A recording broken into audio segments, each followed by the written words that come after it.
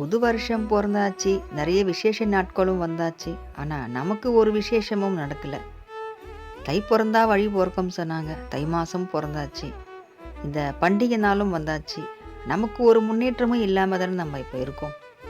இந்த விசேஷ நாட்களும் திருநாளும் திருவிழாக்களும் பணக்காரங்களுக்கு மட்டும்தான்.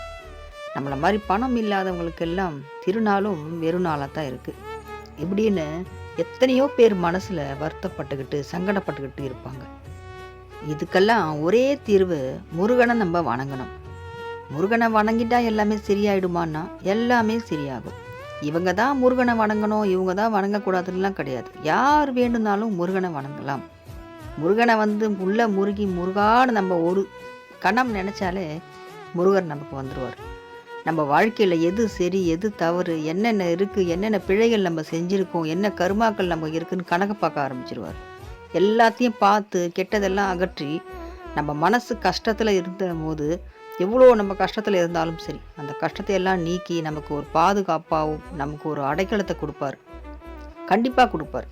நம்ம எவ்வளோதான் நம்ம தீங்கு செஞ்சுருந்தாலும் சரி, முருகான்னு சொல்லி நம்ம திருந்திட்டோம்னா, மனம் வருந்திட்டோம்னா நம்ம கூட அவர் இருப்பார்.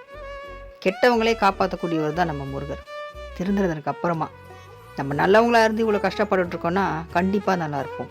ஆனால் அதுக்கு நம்ம முருகான்னு ஒரு குரல் நம்ம கொடுக்கணும். முருகா நம்ம கொடுக்கும்போது குரலை அவர் நம்ம கூட இருப்பார். முருகன் இருக்கும்போது இந்த உலகமே நம்ம கையில் தான். நிச்சயமாக முருகர் நம்ம கூட இருப்பார்.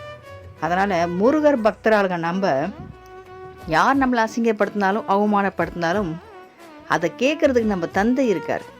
நம்ம முருகன் தந்தை இருக்கார். அவர் என்னன்னு கேட்க மாட்டார். அவங்கள அவர் என்ன பண்ணணுமோ அதை செஞ்சு அவங்கள நம்மக்கிட்ட மன்னிப்பும் கேட்க வச்சிருவார். கடைசியில் நம்மக்கிட்ட தான் அவங்க வர மாதிரி செஞ்சிருவார். நம்ம போய் அவங்ககிட்ட நிற்கிற மாதிரி வைக்க மாட்டார். நம்மளை உயர்த்தி காட்டுவார். அவங்கக்கிட்ட நீ இவங்கள தாழ்த்தி பேசணும்ல, நான் உங்களை உயர்த்தி காட்டுறேன் என் பக்தனை. அப்போ என் பக்தனை நிற்பார். அதுதான் வெற்றிவேல் முருகனுக்கு அரோகரா.